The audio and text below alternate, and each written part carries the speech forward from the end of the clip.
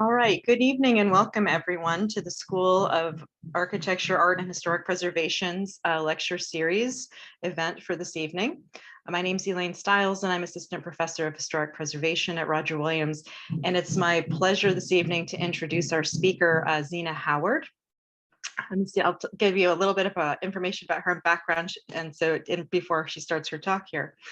Zena Howard is Principal and Managing Director of the North Carolina practice of global architecture and design firm Perkins and Will. An award-winning architect, strategist, mentor, and team builder, her career has been defined by visionary, complex, and culturally significant projects such as the Smithsonian Institution's National Museum of African American History and Culture in Washington, D.C., that navigate social issues of equity and justice, restoring lost cultural connections by honoring restoring lost cultural connections by honoring history and memory. Her other noteworthy projects include the Museum of Contemporary Art of the African Diaspora in Miami, the Motown Museum expansion in Detroit, and the International Civil Rights Center and Museum in Greensboro, North Carolina. Zena has been integral in developing and realizing Remembrance design, an urban and architectural design process that engages historically marginalized and negatively impacted communities to address painful issues, bridge diverse experiences, inspire resilient communities, and infuse culture into projects. She embraces cross-disciplinary collaboration as an essential design tool to integrate a broad range of experience and specialized knowledge, such as urban design, public policy, art, history, economics, and anthropology into the architectural process. Her current work includes Destination Crenshaw, a community-inspired project in South Los Angeles that will be the nation's largest art and cultural celebration of African-American contributions to world culture. So please join me in welcoming Zena Howard tonight. Good evening. Thanks, Elaine. I appreciate the introduction, and it's wonderful to be here with you guys tonight. And I'm here in North Carolina, so we're having really warm temperatures today, over 75. So it's a little snug here. So I hope you guys are having more seasonal weather here. But it's great to be here to talk to you a little bit about my work and a little bit about remembrance design and memory and time, and using memory and time as a way to look backwards and create more sustainable futures. So I'm going to start by sharing my screen, first of all. There we go. I believe that is up now. We actually in our studio started thinking about this probably about 2017, so probably about 7 years ago, but it's really built upon the work that we have done, not only in iconic buildings, but also in cultural landscapes. So, that there are certain buildings that are iconic by nature, and I'll just kind of, breeze through 4 examples of those, but then a couple of examples from our portfolio of work in our studio in North Carolina. And this work really centers around respecting the built environment as an expression of human understanding, our collective values. And as I go through these examples, it's really about the how we do, the process that's really changed the outcome of what we do. So I'll describe that a little bit more in detail. We've been intrigued over many of the projects that we've done. Some of them you saw on previous screen, but we've really been intrigued by how people use and sustain some of our work long past, when we're gone as the designers and the creatives here. And we were really intrigued by how the spaces in between and around buildings are catalyzed and used as platforms for democracy. You can just see some recent examples here over the past 5 or so years with the March for Our Lives rally against gun violence in 2018, or the National Women's March in 2017. So, that is just a few examples of what we thought about, and that led us to this notion of remembrance. And so really the work that I do reflects the recognition of community partnering and investment, recognizing that this is at the heart of creativity and what we do, and really results in experiences and future relevancy, sustainability and resiliency. And we're talking about cultural sustainability and cultural resiliency. So beyond singular building typology, the impact of these spaces extends to cultural landscapes. You can see on the screen some of the work. I won't review them all today, but that we're doing in Miami, Vancouver. I will talk about a couple of those, couple examples here in North Carolina, close to my heart, in Greenville, North Carolina, and also all the way on the other end of the country in Destination Crenshaw. I believe Elaine mentioned that project. So the goal is really to think about creating sense of place. And so when we think about community-oriented design, it's creating places that are really rich and firmly rooted in their context. And so that's what you'll see as these examples follow. And I'll give you a little notion of remembrance design and what it is, and why we, I thought about it and trademarked it a few years ago in 2017. But it's really a process that applies to both urban and architectural design. And it's about reaching in and partnering with historically disenfranchised and negatively impacted communities. So you'll see a lot of the work and a lot of examples I show you are in urban areas, because those are the areas that throughout time have been most impacted. And so I talked about sustaining a future, but it's really about using the past to create a more inclusive and culturally sustainable future. It's a way for communities to also reconcile the past with the future. So a lot of the work in these communities is work that's done with them, but it takes a lot of patience and mining and culling for those stories that they need to put forth before we can move forward with the design process. And so the tenets and our design approach for this is really grounded in these kind of 4 principles.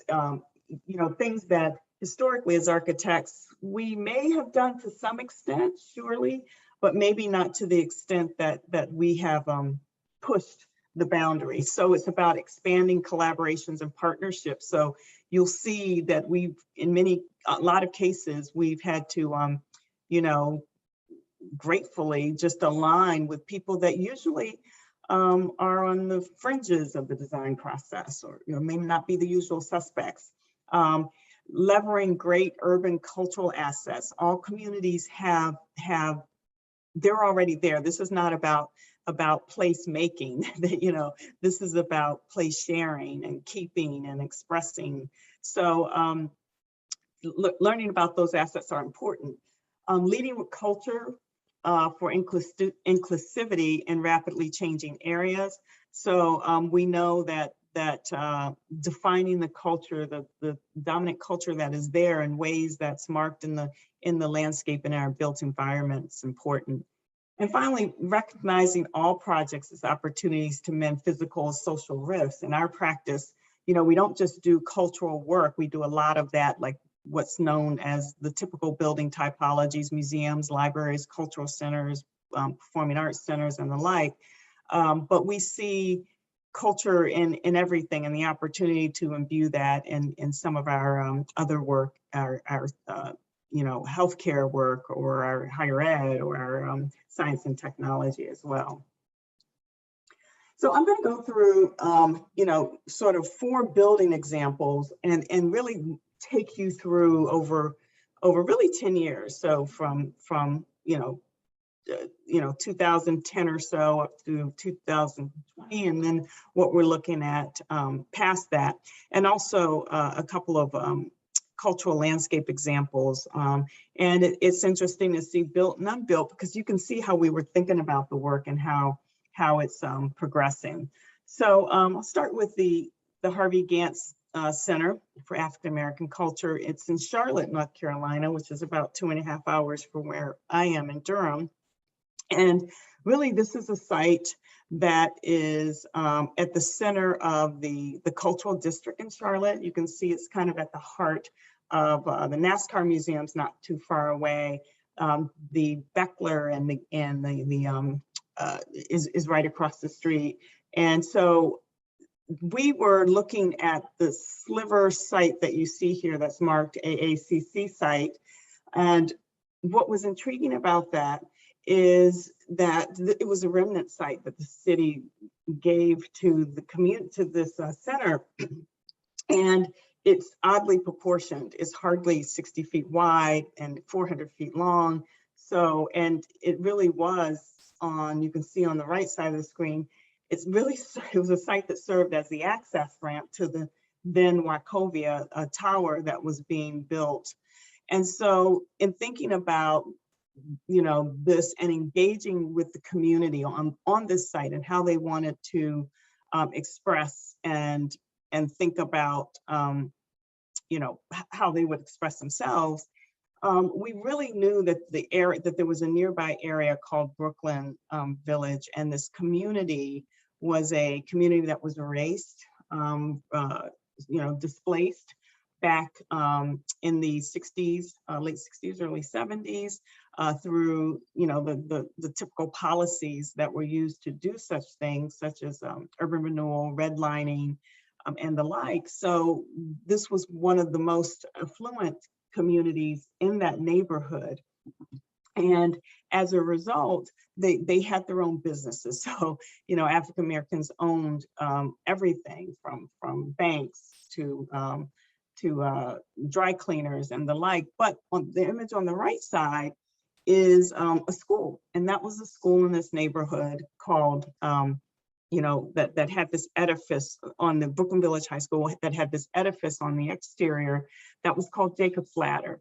And that was symbolic of reaching finally higher education, which this community believed that was the only way out for African Americans. So that notion of Jacob's Ladder and that annual photograph that was taken at graduation was really near and dear to that community. So we looked at, this notion of Jacob's Ladder rising higher, also coupled with,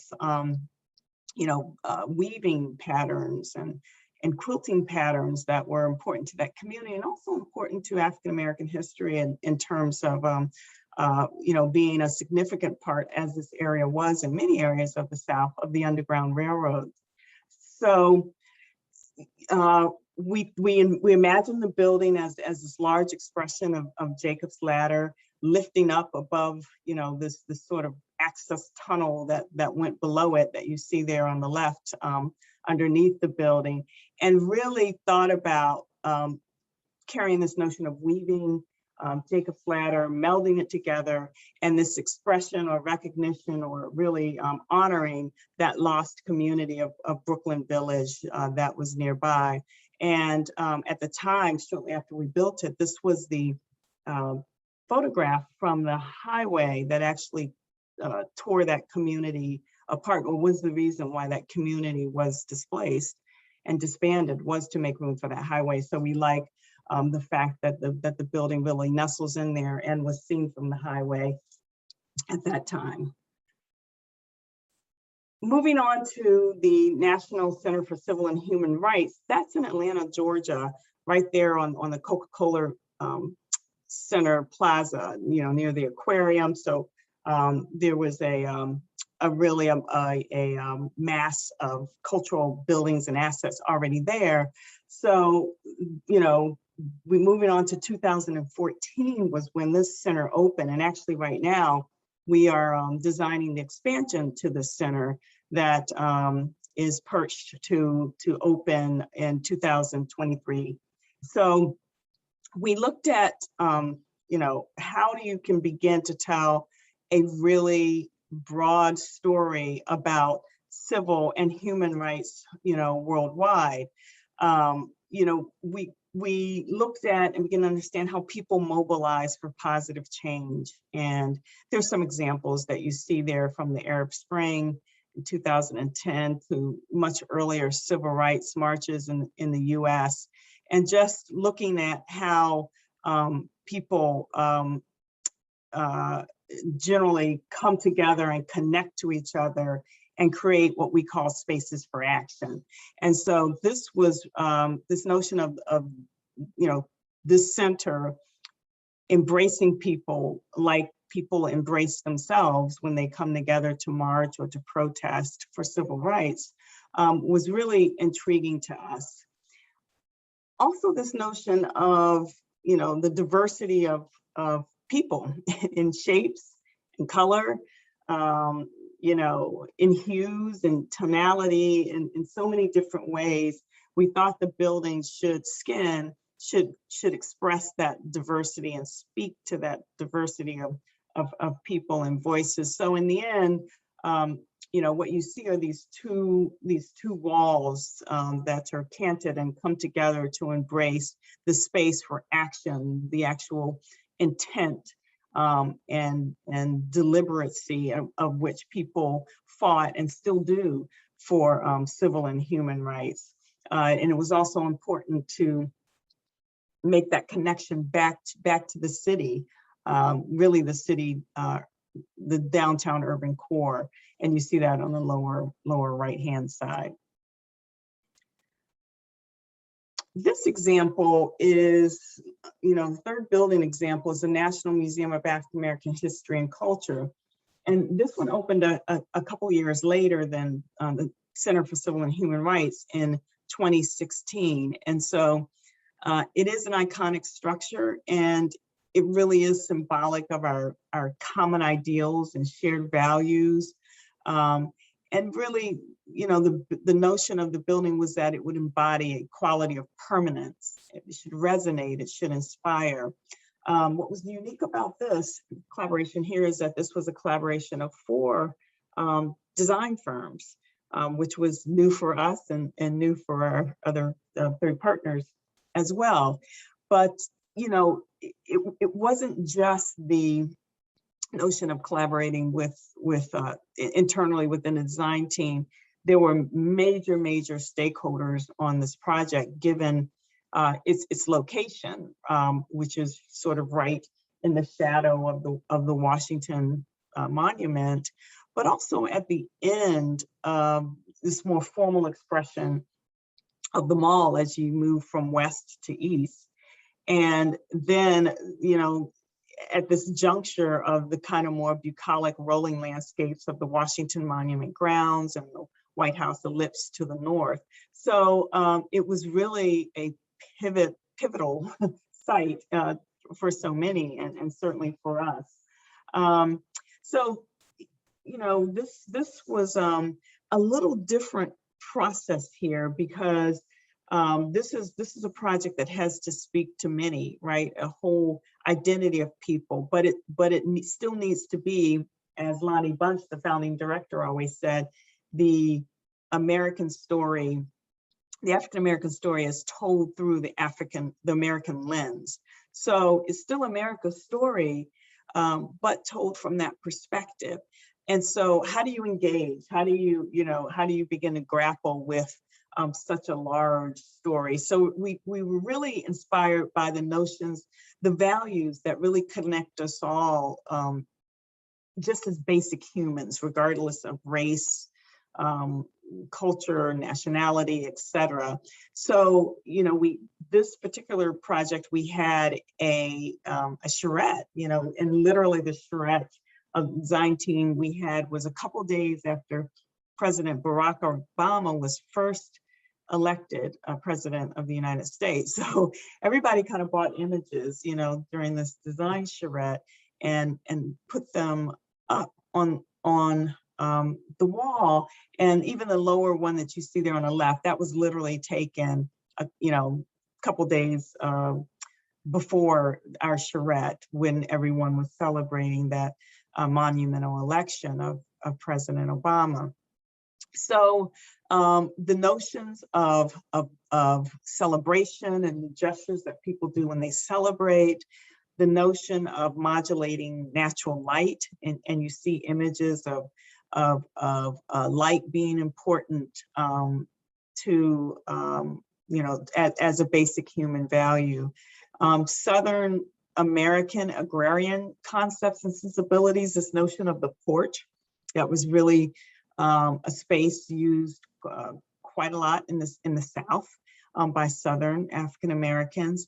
And then on the far right, this was something that David Adjaye really put forth. David Adjaye and Adjaye Associates as the lead designer on this. And this was this West African art and architectural form called a caryatid, and the form on the head being a crown or corona was inspirational to us. So sort of looking at all of these African, West African, and Southern African American sensibilities really just sort of led us to the form of this building, the iconic form of just the pure expression of that caryatid, that corona form, and its relationship to the Washington Monument was key, even to the point where, the exact angle of the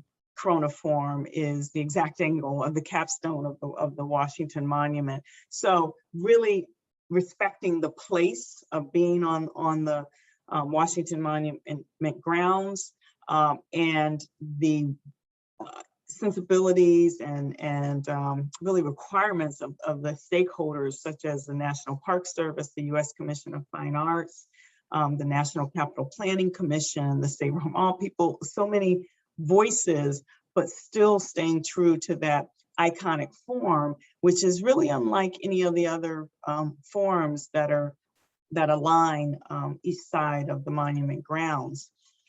In thinking about, so that was form. Now thinking about how the materiality, the facade would express itself, drawing again upon the southeastern parts of America and looking at the ironwork, wonderful, beautiful ironwork done in places such as Charleston, New Orleans, Savannah, and pulling forth that story. So, the story of a lot of that ironwork was done by African American craftsmen, freed and enslaved.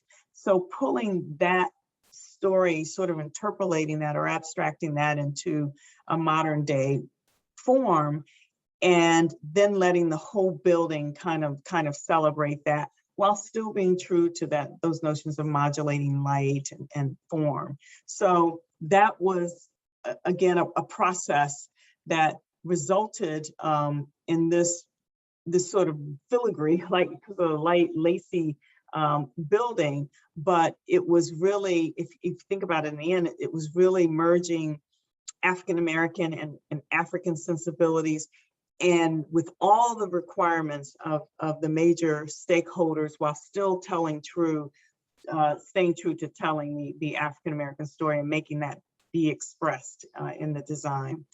And you sort of see the last thing that we thought was a major move or major expression in the building was this notion of the porch that I talked about earlier. And so many of us have memories and experiences of the porch. So taking the south side of the building and looking at a porch as a major move, a clear 60-foot deep cantilever spanning the full length of the building on one side in a clear span, was our notion of acknowledging that this porch was so important and really is a place that welcomes all people, and that really provides that space that mediates between indoor and outdoor. The last building project I'll show you here is one that's currently on the boards. And actually, we started this project about 5 years ago, and then it went on a 2-year hiatus, and we just restarted this earlier this year. and it's scheduled for completion in 2023. And this is expansion of the Motown Museum. So so this is another story that's really difficult to tell because there's so many voices and so much that went into the music that literally changed America in so many ways. It was the first time that music such as this, the Motown sound, it's the first time that music crossed over from Black to white, Black to Asian, to everybody, from this country to international. And so we thought about, this story and how to begin to tell this in a way that engages so many people. It's not just the performers or the artist. It's also, the producers and even the story, Miss Lily, the cook who was in Studio A, all of the people that it took to really make Motown what it is. And so we thought about, there were 4 elements of things that had to come together during that time that allowed Motown to be what it is today. And the first of those elements was not necessarily Berry Gordy, who was the founder, CEO of Motown. It was actually began with his family and a rigorous kind of structure that they had, entrepreneurial spirit that was just in the DNA of this family. And then there was Berry Gordy himself working on the assembly lines for one of the big 4 auto manufacturers, who really believed that he could conceive, and make music, beats in his head. And he thought and imagined he can do this by just listening to the consistency of the machine that he was working on in the auto plant, and really thinking about music in that way and beats in that way.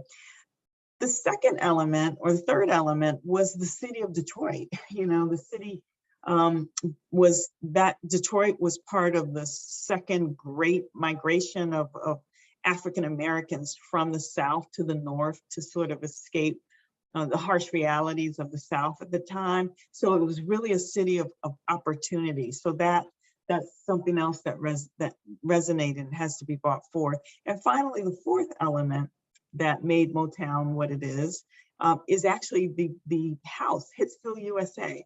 Hitsville, the little house there on West Grand Boulevard, was the place where all of this music was made. Unbelievably, and Berry Gordy purchased this house because it had a detached garage that he called Studio A. So the house exists in its really preserved form like it was when in the 70s. And so that house itself was profound because the actual architecture and construction of the house was used to create that classic Motown sound that we know, because it has an A-frame, and they actually piped the music that they recorded up through the A-frame, and allowed it to reverberate, and then recorded off of that reverberation to get that classic Motown sound. So those 4 elements coming together was a really profound story.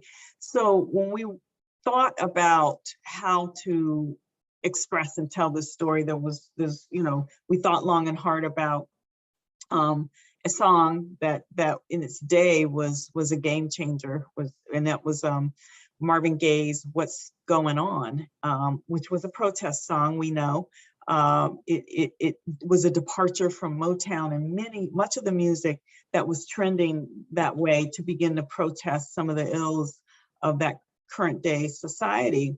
Well, if you listen to that song today, it still resonates with so many. It's just timeless. So we looked at sort of sound mapping the main refrain from that song, and then we thought about how people collect music and how Motown collect music, and looking at the color of their top albums, and so it's color mapping, sound mapping, a lot of research to really drive and put and design a facade that had emotion, or has motion and movement.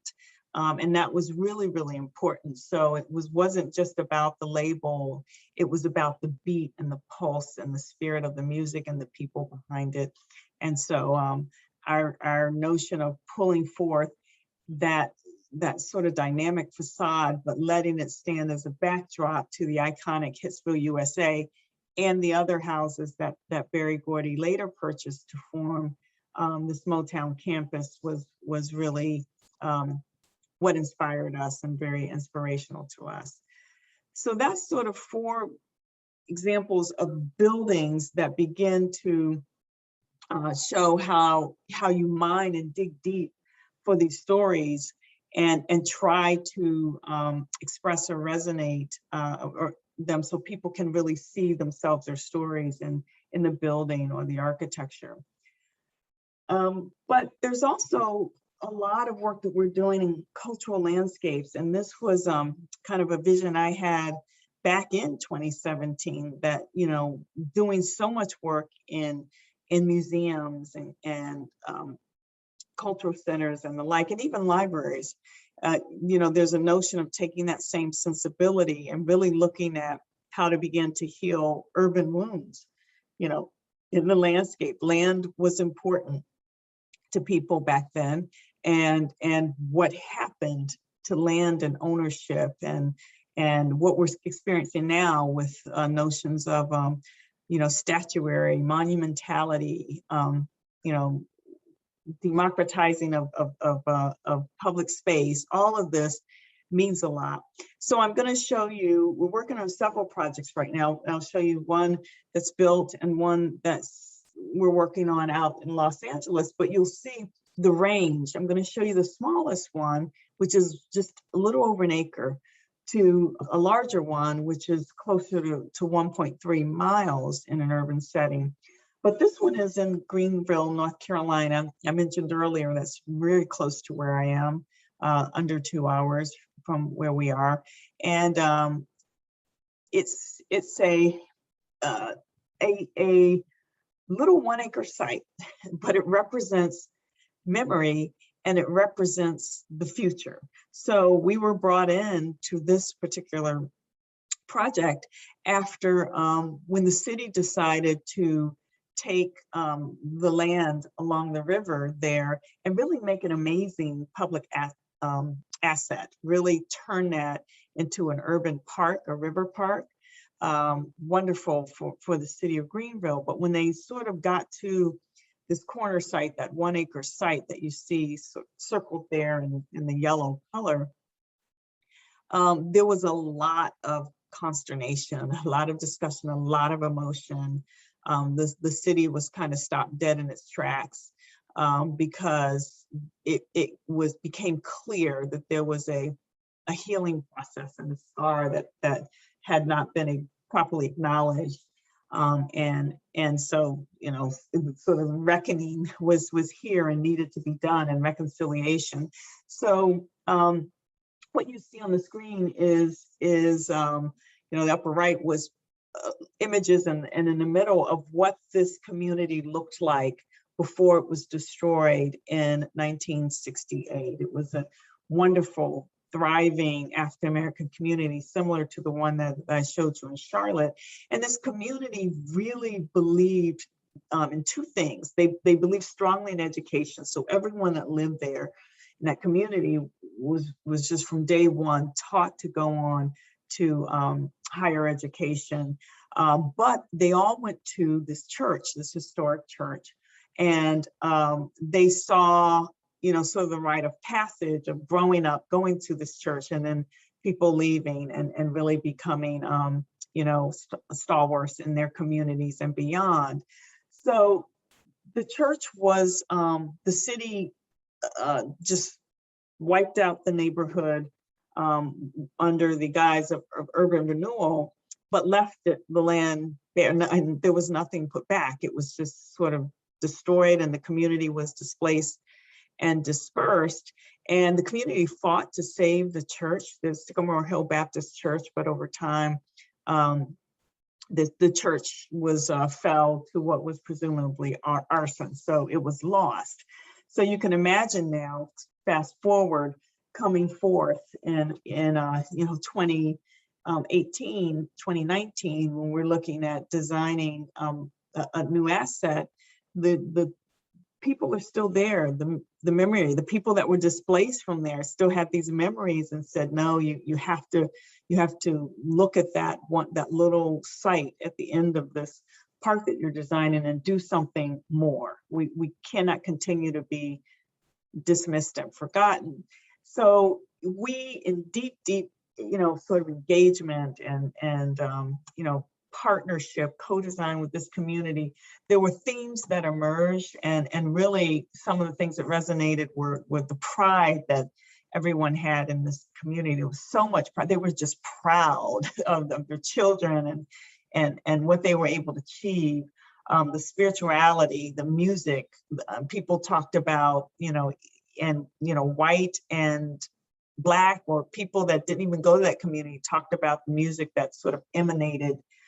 If you're driving by or walking by that church on a Sunday, they talked about, the history, the prominence, the loss of just having that prominent, tower on the site.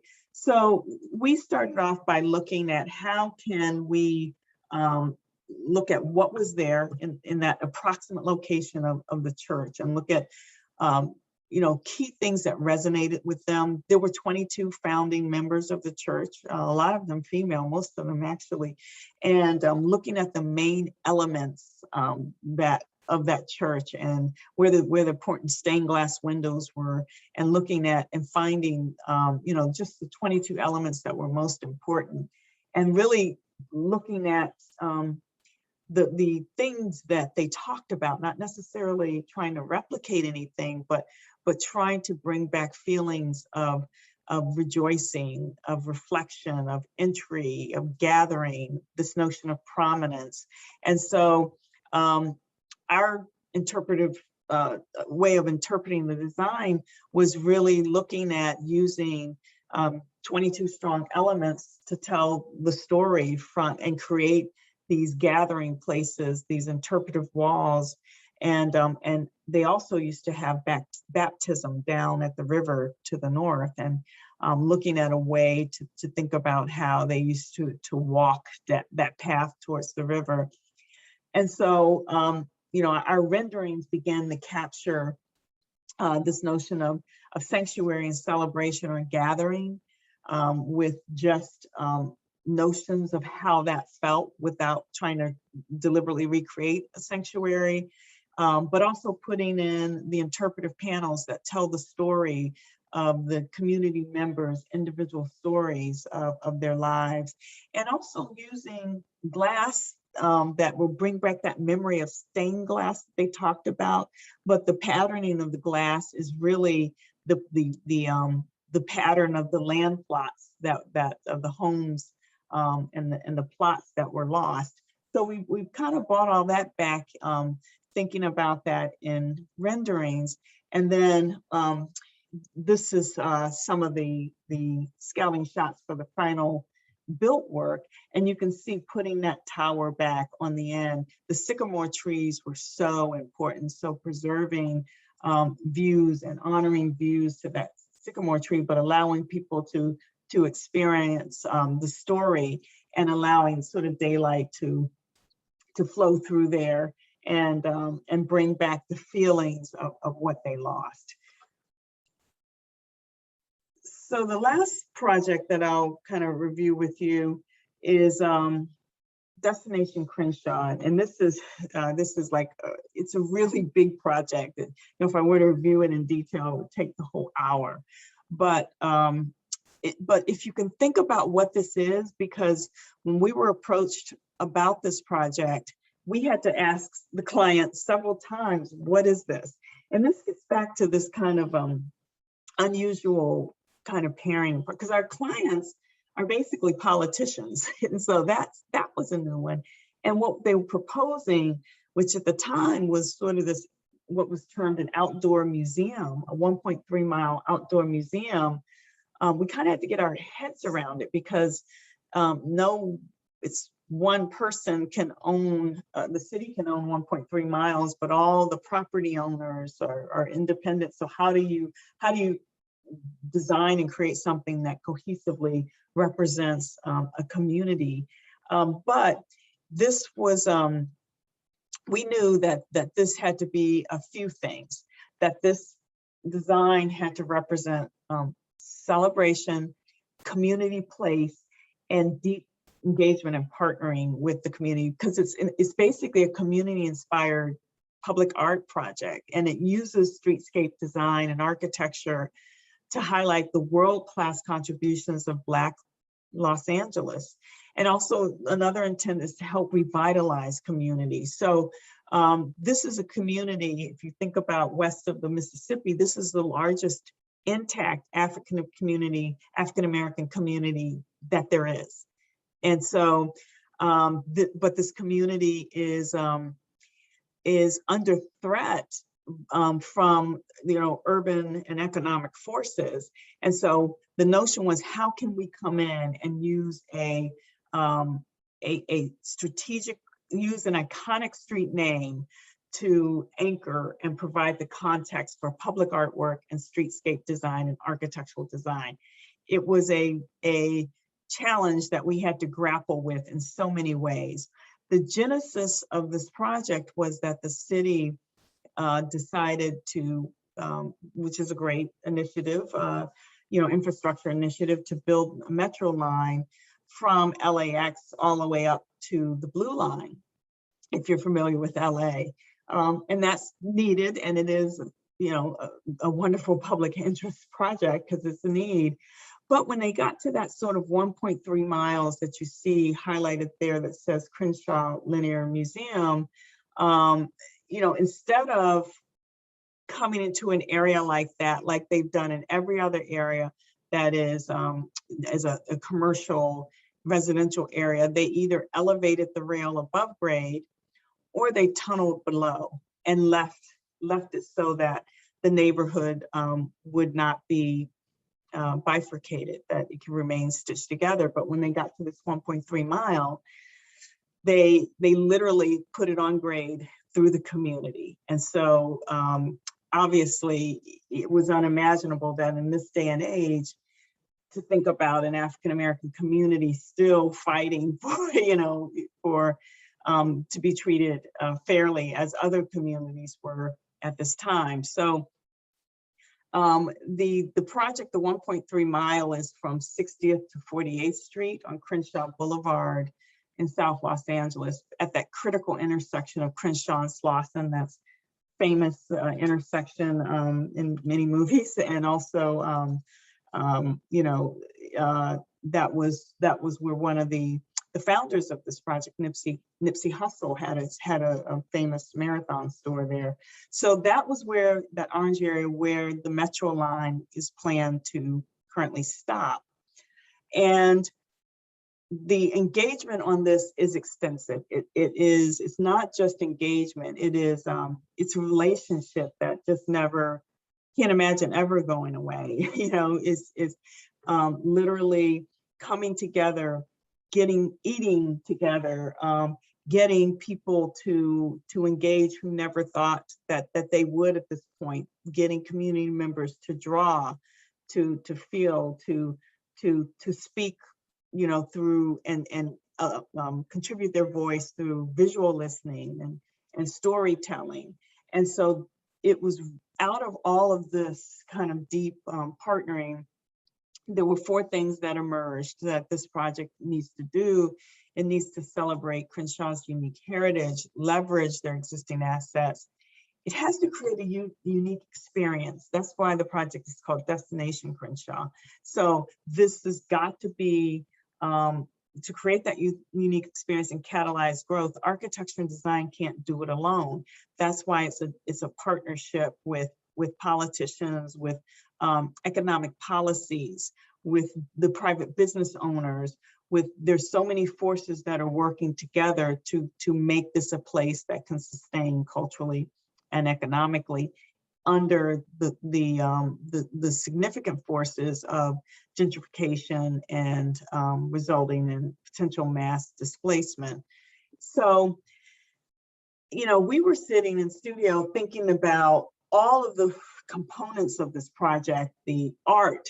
There's a major art piece that, you know, I'll speak to in a minute. If you think about this project, it really is sort of a backdrop or canvas for community expression, and a lot of that is through art, 2D, 3D, mural art, and the like. But it's art, it's architecture, it's landscape design, it's interpretive design, telling these stories, the history of this place, and the ongoing, you know, living history of the place. And it's also dealing with this metro line, right? How does that play into all of this? So at the time, I was reading a book by Dr. Mindy Thompson Fullerlove called Root Shock. And she's a clinical psychiatrist, but what she does, she focuses on the ways social and environmental factors affect the mental health of communities. And so, you know, she talks about how over the last 400 years, you know, there's particularly with African-American communities, she identifies that, you know, the traumatic stressors that have happened from slavery to now gentrification, and some of them are overt and extensive and long, like slavery, Jim Crow and the like. But there are things happening in our more recent history that are kind of in rapid succession that still have the similar negative impact, or what she calls the destruction of the emotional ecosystem. And so looking at, you know, this notion of root shock, really researching how did African Americans and Black people get to that side of the country in LA to begin with. And so looking back at the forced global slave migration from, you know, we know that the diaspora affected every continent really on this planet, but looking how Blacks got to West, Africans got West in the first place, and then looking at the second major migration when African Americans left the South and fled to the North and also to the West, which is where California is. And so we were looking at, you know, sort of urban migration based on census in Miami over the past few years. And we really were intrigued by this notion of you know, that the blue area that you see in the 2010 census is basically where African Americans have centralized, and that is the exact corridor of Crenshaw Boulevard. So after looking at migration, this notion of root shock led us to this thought about, you know, metaphorically, how could we express and tell this story? So we thought about a plant, you know, known as the giant star grass. It's native to the African savanna, and it's a rhizome. And if you know what a rhizome is, it's a grass that has more shallow interconnected roots. It doesn't grow extremely deep. It's shallow, but very, very hardy. And because it's so interconnected, it's hard to destroy. Well, this grass was used as bedding hay on slave ships coming from the Gold Coast, and it really thrived in inhospitable conditions. So it should have just never left the Gold Coast. But today, this rhizome is just about on every inhabited continent, and it's called Bermuda grass here in the United States. So we were inspired by this notion of the giant star grass of the African diaspora, and how it could represent this community that have thrived, flourished in spite of, and contributed to African American culture and popular culture, in so many different ways. In spite of that. So this notion of growing where you plant it, we thought about looking at the boulevard through four major lenses. Improvisation, which represents that resourcefulness of a positive outcome. First, the first stories of historical first. This notion of dreams, thinking about what is impossible and what is possible and what can be conceived. And finally, this notion of togetherness or resiliency, the creativity that's born out of being together and coming together to celebrate, resist, and mourn.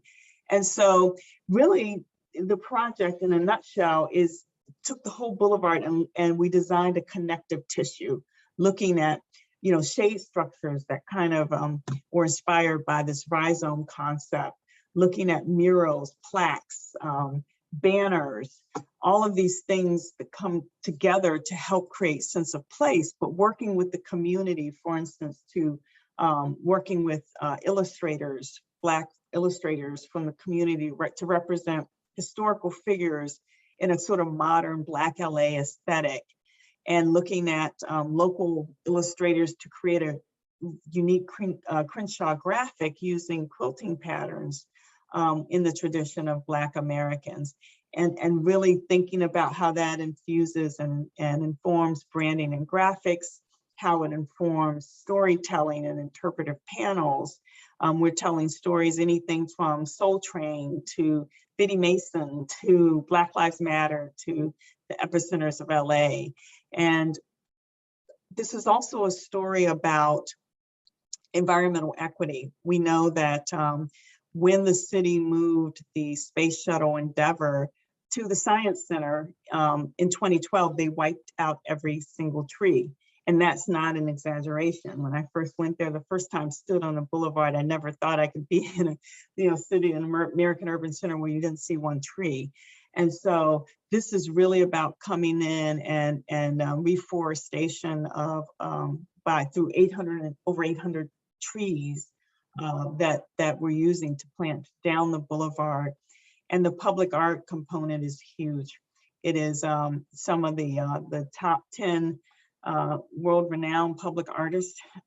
They will have large 3D commissions on the site, as well as over 100 other 2D and 3D commissions along that boulevard. And then here's just some of the imagery in the last few seconds here. I'll show you we created a monumental marker of a 120-foot sign that can be seen even from an airplane, looking at how we collaborate with public artists. That's to the left there is Brenna Younggood's I Am piece that she's putting there to create pocket parks. So this is all about greening through pocket parks, using urban assets that you see here, such as the wall, which was something that's been in this community forever, and just highlighting that, providing opportunities to view that.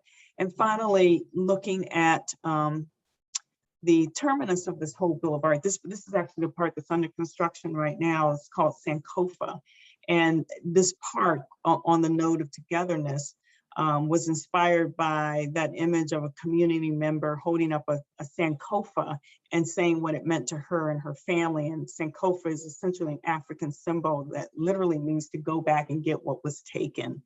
And so we looked at that, and that was the whole inspiration for designing this this togetherness park, where this ramp, this edifice kind of rises up and then turns and back on itself, and it allows even the underside place for community expression, art, but also places for gathering, celebration, mourning, and finally just looking back down this whole 1.3 mile boulevard from whence you came, and in an elevated way to celebrate this community.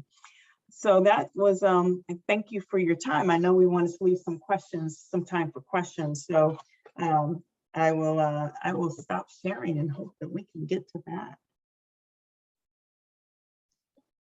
Thank you so much, Zena, for sharing your work with us. And for those of you who are with us virtually, if you have a question or comment, we can please use the Q&A feature to send that in, and we'll be able to see them and answer them. I thought I would kick us off just by asking a question of my own, and then we'll, as we wait for questions to come in. I was really kind of curious if you would talk, since our audience today is students of architecture, students of historic preservation, about the types of skill sets that you find the most useful in doing the kind of work you do, this kind of community engaged architecture with the social sort of justice focus, and maybe a little bit as well about how you work with historians in the design process, or do you work with historians? Do you, or is there a distinction? Are you as designers also historians? And how do you sort of, I guess, bring that aspect into your work in terms of process? Yeah, so thanks for that question. So your first question, the type of skill sets, really we've moved to really people that can think interdisciplinary, right? People that don't see boundaries between architects, landscape architects, urban designers, interior designers, and the people that just excel in the studio at doing this, they don't see those boundaries. They know they're there and they respect the unique contributions everybody has. They recognize skill sets, but they don't make boundaries. And so I think I would say that in order to do this kind of work, you have to begin to really embrace interdisciplinary practices. And this kind of leads to your second question about historians. Historians are we've hired historians on our team. Historians have been hired on the owner side. Historians have been a major part of stakeholder groups. And today, stakeholder groups are no longer just, community groups, somebody that has time to do something in the community.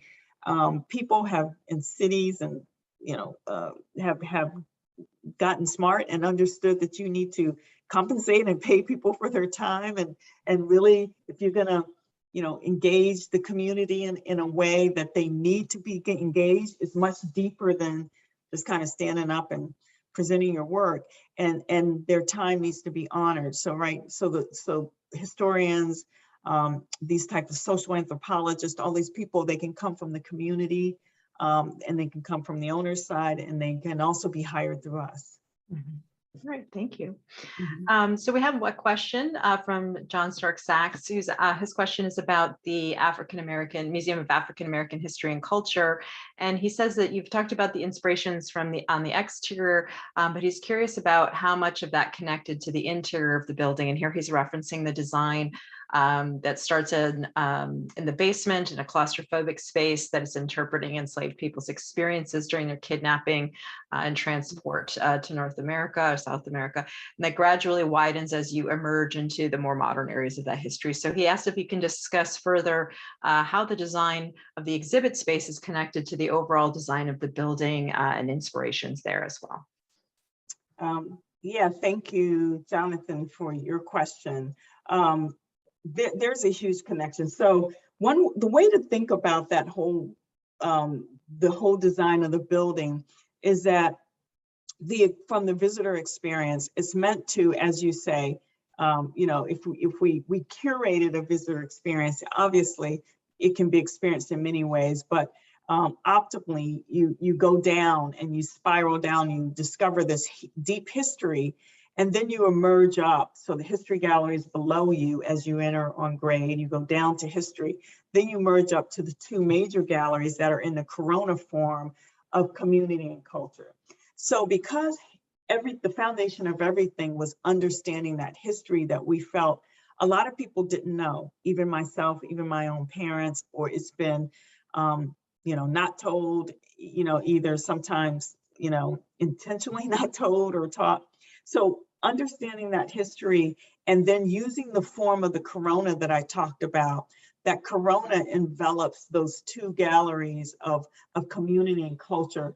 And it was important to us after you came out of that deep history that you emerged up through that crowning form and experienced the hope, because that's the thing, history is what it is, but the community and culture is evergreen, it's always making itself. So enshrouding that, using the corona as a shroud around those two galleries was how we thought about linking the interior to the exterior. And the light, being able to see and connect from those galleries back to the context of the Washington Monument grounds, so you visually can connect with the light. And so the design of the exhibits, I think that was your last spaces.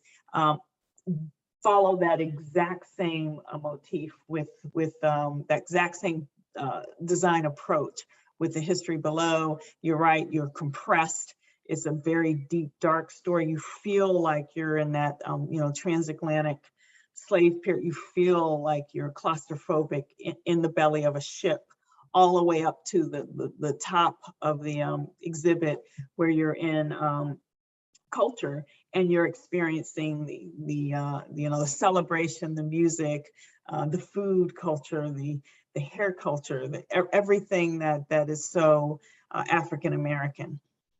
So that's one way to answer your question. Great, thank you for that. All right, we have another question from Oliver. He's saying, thanks you for your talk. And he asks, in terms of each of the projects, many of the design elements that you were talked about were inspired from various aspects of various fields. My question is, where do you find these inspirations? Is it through research, or is it through community members giving their ideas, or something else? And how do you determine what is important enough to be included in the final designs? Yeah, thank you, Oliver. Believe it or not, and that's one of the reasons why I'm stressing, a lot of it is through the community. And so, but the trick is getting the community to talk and listening to the right people. It's not necessarily finding the people that are always talking in the community, right? The people that represent. You want to find those access those people that are more reticent, and we have many ways to get them to speak. Like, for instance, the woman with the Sankofa, if you ask somebody to bring something personal and completely detach it from design, from landscape design, architecture designer, just it's a photograph of somebody, and when they start speaking, those things just begin to resonate with us.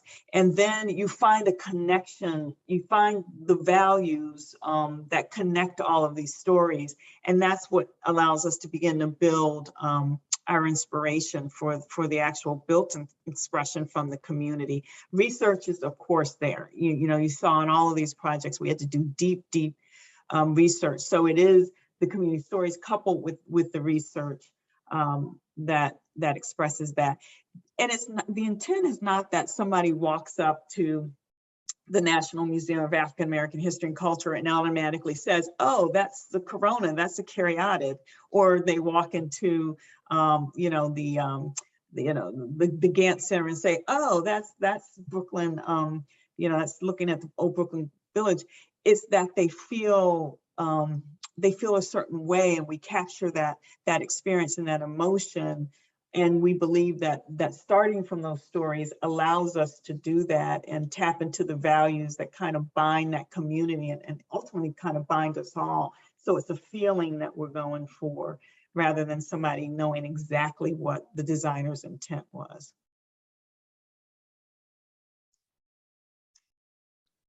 Thank you for that. Yeah, it's interesting to see those images and how they're translated, and I wonder, are there things that you see multiple times as well, or is it pretty diverse? I mean, do certain narratives emerge by consensus from the community when you're doing that work? I think all communities have stories that they steward and maintain and tell about themselves, they used to represent themselves. And I wonder do you find that that's easy to tap into in terms of your community engagement work? Are there those stories that sort of coalesce from many people often, or is it more diverse depending on? I mean, I'm thinking of somewhere like Crenshaw, where you have 1.5 miles. Yeah. That's a lot of stories, right? Yeah. So it's a big project. So how do you find that dynamic when you're doing that community engaged design work? Yeah, it's very different. The stories and the people, they're more diverse, right? So that's why you can't, for example, Motown, Marvin Gaye, what's going on? All right, that Motown, how many songs that that label put out. So why would that resonate with the designers? And, when there were so many great hits as inspiration. But with us, when you hear people talking, and when you're talking with so many different people like, for instance, in Motown, in the advisory group, it's a theme that comes out, right? And it's a theme of entrepreneurship, a theme of pushing through in adverse circumstances like they were then. And so people generally, if something captures all of that, it's not necessarily my exact story that I said, but that story captures that feeling, and that's how you're able to get that kind of community buy-in without trying to have the built expression do too much, because it can only do so much.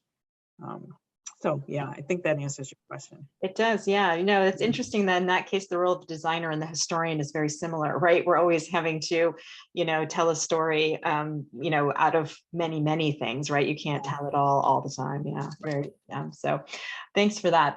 So we have another question here about from Tom. It says, thank you for the lecture. And many of your projects, he says, are focused on African-American history and culture. In your career, how did you manage to specialize your work, but also at such a large scale? How did that develop, you know, in terms of the, I guess, the trajectory there, or your engagement with that sort of interpretive, you know, landscape? Thomas, that's a great question, because, you know, I'm 30 plus years into my career, and if 30 years ago, somebody had told me that I would have the honor of you know, designing so much for my culture as an African American, as a female, and for people that are underrepresented in this profession, particularly at the time that I entered, there was no one, hardly anyone that I knew that looked like me, and by the time I finished school, there were only 80, I think, African American female architects in the country. So, you know, I never thought that it would, you know, be to a place where I could design so much for my own community. And I have to say that came through intention, that came through making intentional decisions. And one of the best ones I made was, you know, 18 years ago, when I joined the Freelon Group and Phil Freelon's firm, and ultimately became a partner there, and just somebody that had already begun to do so much great work in the African American communities, and then just joining them and joining him, and with our partners that are still in the firm today. We still have 3 of the original partners that were partnered with Phil, and all of us being able to having such a deep history with these communities. And it's not only African American communities, other displaced communities as well, but a lot of it is towards that, because that happens to be my identity. And so my passion kind of goes there in many ways, because it's an area that has been marginalized, and we now have an opportunity to do something great for these communities. Thank you. So our next question is from Melissa. She says, with efforts for the National Museum of African American History going back to the 1980s and even further back, how did you take that into account with the design of the museum? Did the sort of long history of these efforts for the museum's founding inspire your design at all, or did they start sort of with a fresh start there, I guess, and with what came to fruition eventually at the end? Yeah, thank you, Alyssa, for that question, because, you know, you've heard people say, and it's true, we stand on the shoulders of those who come before us. And this museum was 100 years in the making. I mean, when I used to say to people, yeah, I was 10 years full-time on that project. And I used to say to people, oh my God, you know, that's a third of my career on one project. And so, but when I put it in the context of a 100-year history that started, you know, in 1819 to try to get, you know, this museum recognized. And there were, you're right, there were, if you look at some of it's fascinating, there actually are in the museum some of even the original drawings that came from.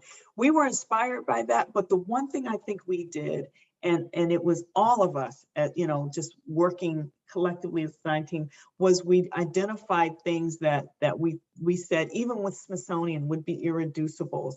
And we knew we had to do a building that did not necessarily draw on Eurocentric ideology informs too much, like every other building on the mall, that it earned the right to draw upon West African and African American constructs and sensibilities about space and place, and it earned the right to look different. It earned the right to have color and to look like a brown or bronze or whatever building that looks differently depending on whatever time of day you're looking at it. So while those efforts were great because we learned a lot, looking at previous things that had been done, it just sort of reinforced our notion that the building can express itself completely different than any other museum on that mall. So I hope that helps. And it does. It does. It's a beautiful building. Well, I think we may be close to the end of our time. But as you know, I just want to thank you very much for sharing your work with us. And as a person who teaches preservation and cultural landscape studies, I really love your discussion of placekeeping versus placemaking. And so I really appreciate that very much in the spirit of that. And if we had more time, I'd love to ask you more questions about that. But I think we've kind of come to the end of our time. So thank you everyone in the audience for joining us. And again, a big virtual round of applause for Zena Howard for sharing her work with us. Thank you so much. Thank you, Elaine. And thank you, Nathan. Great. Thank you so much for being with us. Okay.